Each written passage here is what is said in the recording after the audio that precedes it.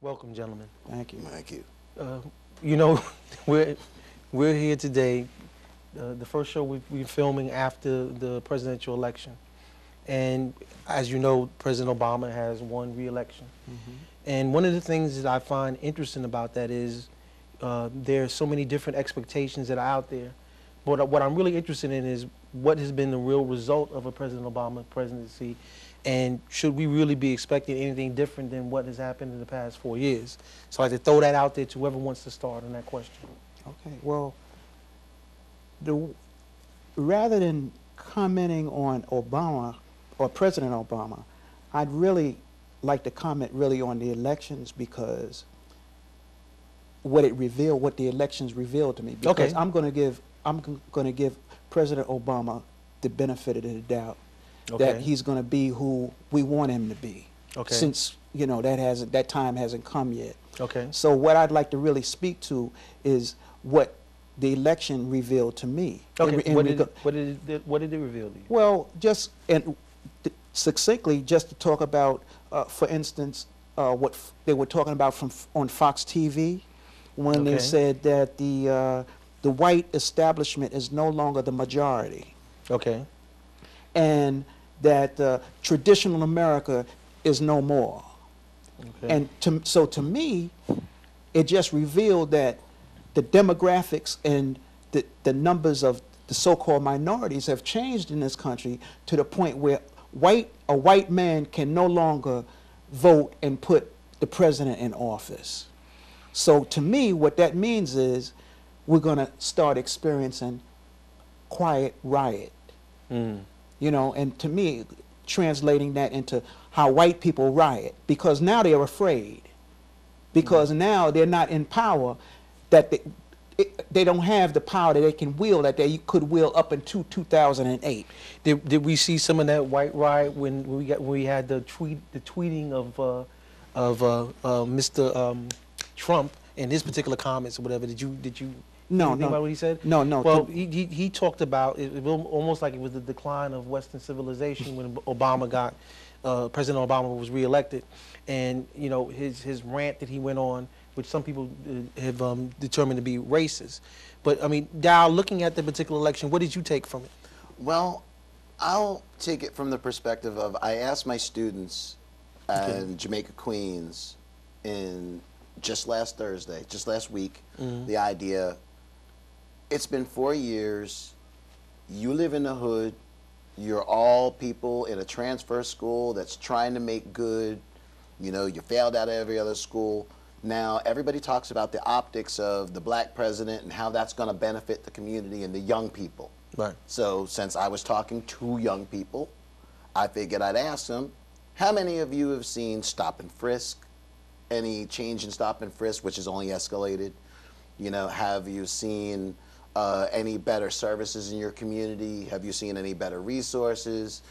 Does Jamal get the call back more than as much as James? You know, and when I asked them to put up their hands and say if anybody could say that things were better, then it would be no.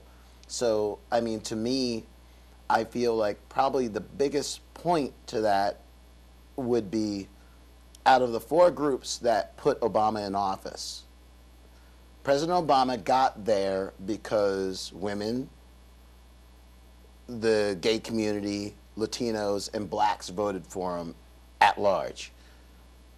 The other three groups all had things that they wanted in the first term that even though they didn't get all of what they got, they demanded specific things and got certain things for that.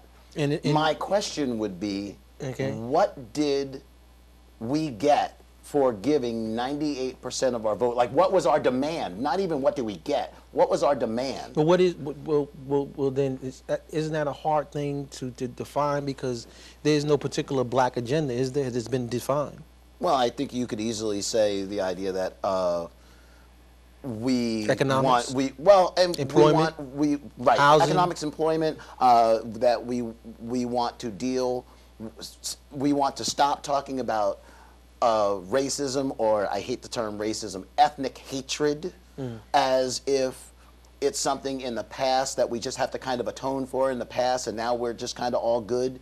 It's just like if we could start just dealing with the fact, as I said, the idea, as long as Jamal doesn't get the call back because they hear Jamal instead of James, nothing changes. Well, again, I think part of the situation, a part of the problem is that what is our expectations for a black president, right? Not just talking about President Obama. What did we think was going to happen with a black president? Understanding that he's just a part of the executive branch and there's 2 other branches that are involved in this whole process is going on. Were we being realistic when we thought that a black president was going to change all of our hopes and dreams into this wonderful promised land, you know, finally that 40 acres and a mule thing? Well, I don't know how it would manifest itself or how it would reveal itself, but it would give us a sense. I think people would just, black people, me, Okay. Right on. what I was looking for was just some relief. You know, and the relief could come psychologically, it could come economically, but it could come in some kind of way to